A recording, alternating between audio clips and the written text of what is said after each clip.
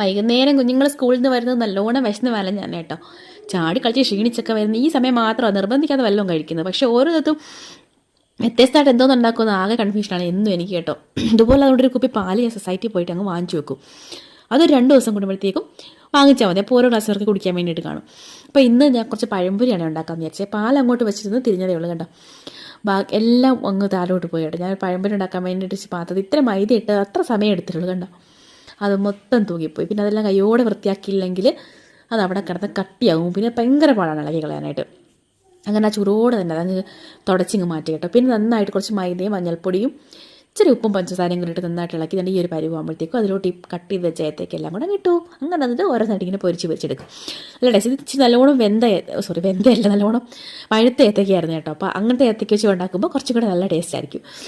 പിന്നെ ഇവർക്ക് അത് ഒരുപാട് കിടന്നങ്ങ് വേവാതെ നോക്കണം.